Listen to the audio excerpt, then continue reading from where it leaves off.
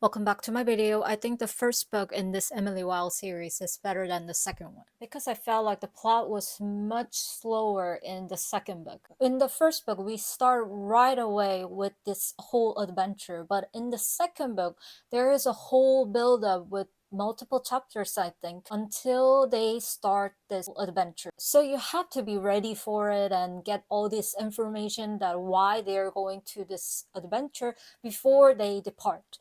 But in the first book, it has already started, and Emily just explains why this is happening. If you don't know what this whole series is about, Emily Wilde is a scientist who studies fairies, and there is this kind of annoying but endearing character to her, which helps her a lot, but also annoys her a lot at the same time. Another reason why I like the first book more is this juxtaposition between this love interest, this very annoying but endearing character, and this enemy. This enemy is two-faced because he acts like all nice, but he is actually malevolent. And this love interest is mischievous and all that up front, but he is actually very caring to her. So while I was reading this, I thought, oh, this is very interesting comparison because it tells that not everything you see will be true, just like don't judge a book by a cover. Although this love interest Wendell is very beautiful. But you know what I mean, it's not about the cover, the appearance, what I'm talking about right now. It's all about that demeanor or that like gossip about this character or this person might not be true because you don't really know that person until you really experience them sometimes. Because rumors are not always the truth.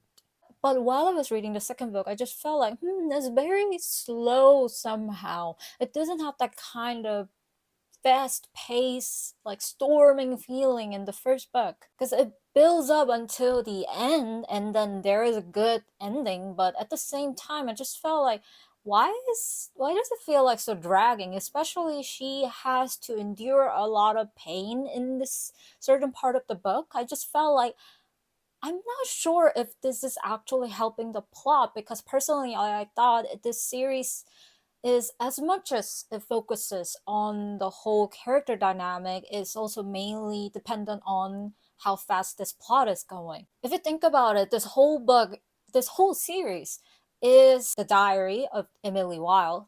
So if she drags on and on from her perspective in her diary, as a reader, there is no other way to guess what it is going on. Love interest Wendell was still a really great character to read in the second book as well. I really love how this whole character is described. I also love Emily's character too. It's very nice to see this kind of bickering combination together because he is always flamboyant, likes good things, luxurious, and she is just into her study. That's her first priority, although it can change.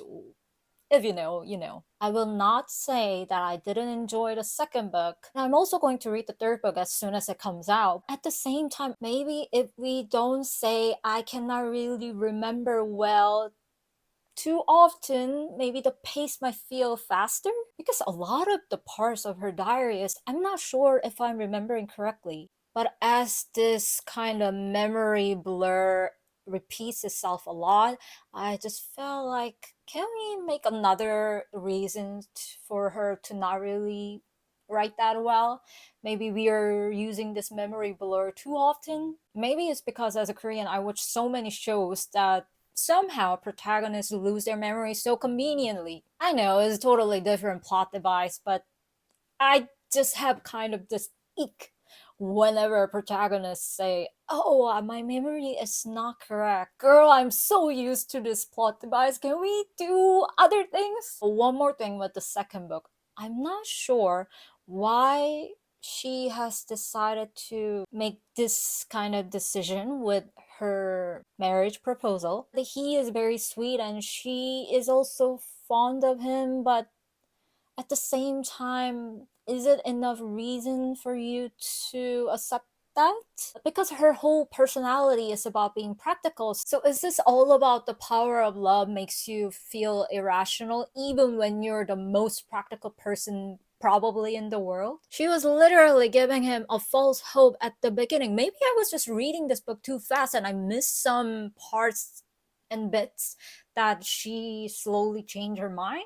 Should I reread this? Somehow this video has turned into a rant and rambling video about these two books. Still, if you like this video, click the thumbs up button and subscribe to my channel so you don't miss out any future recommendations, reviews, or ramblings from me. See you next time. Bye!